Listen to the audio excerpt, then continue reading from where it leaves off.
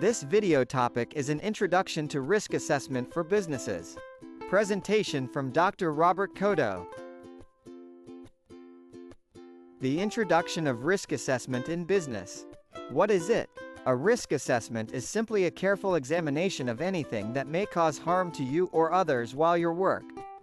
Once this is done, you will then be able to decide upon the most appropriate action to take to minimize the likelihood of anyone being hurt.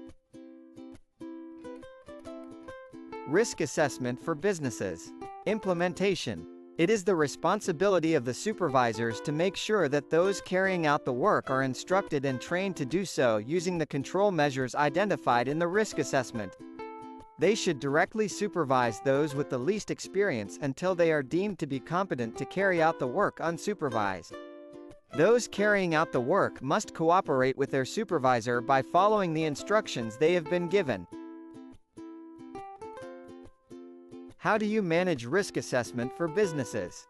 Usually, managing risks is not complicated and you can do it yourself with the help of your workers. You know your workplace best and the risks associated with it. If there's a competent person within your workforce, use them rather than a competent person from outside your business. The best is to appoint a competent person. As an employer, you must appoint a competent person or people to help you meet your risks and safety legal duties. How to manage risk assessment for businesses. What a competent person does. They should have the skills, knowledge and experience to be able to recognize hazards in your business and help you put sensible controls in place to protect workers and others from harm. A competent person is someone who has sufficient training and experience or knowledge and other qualities that allow them to assist you properly. Using a consultant or advisor if your business or organization does not have the competence to manage risks in-house.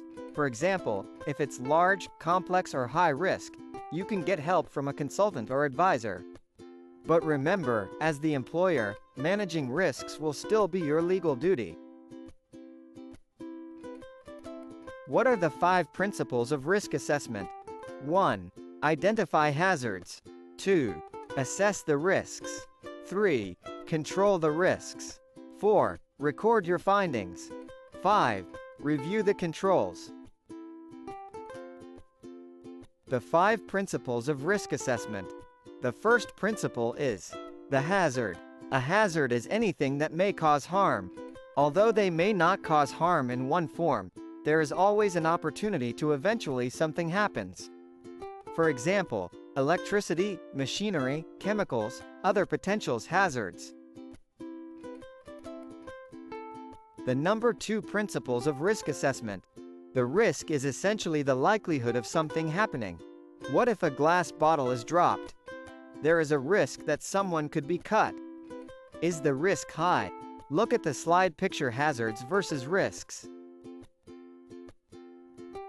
Principles of risk assessment.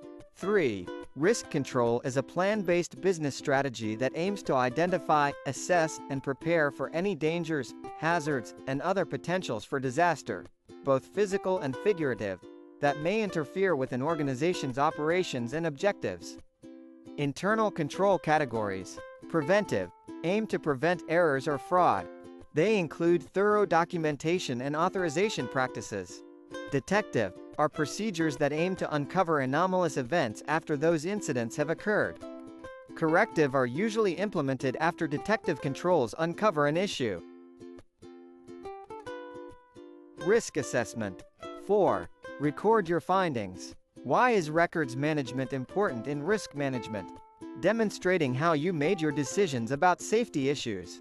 Providing a starting point for future decision-making or risk assessments. Helping you target training for your workers, managers and supervisors for the key hazards in your workplace.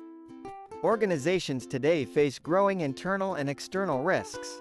They need to become capable of rapid change.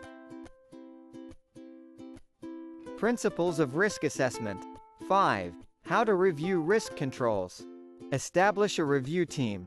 Assemble a team of individuals with relevant expertise in risk management, compliance, operations, and other relevant areas. Develop a review plan. Create a plan outlining the risk control review's scope, objectives, and timeline. Look closer at a team of individuals with relevant expertise in risk management. Added is the example of risk management plan timeline chart.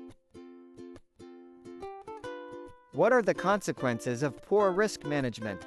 Failure to manage operational risk can result in direct or indirect financial loss, reputational impact, regulatory censure, or failure in the management of other risks such as credit or market risk.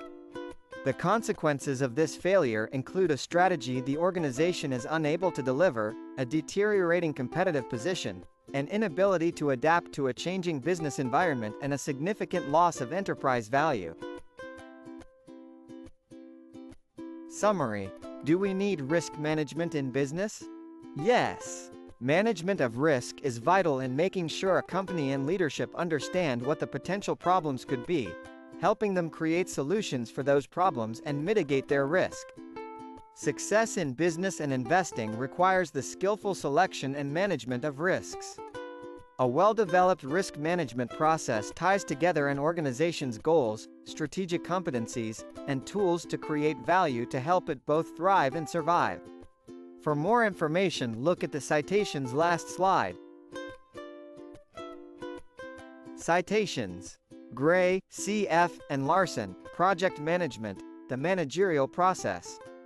https://www.lucidchart.com/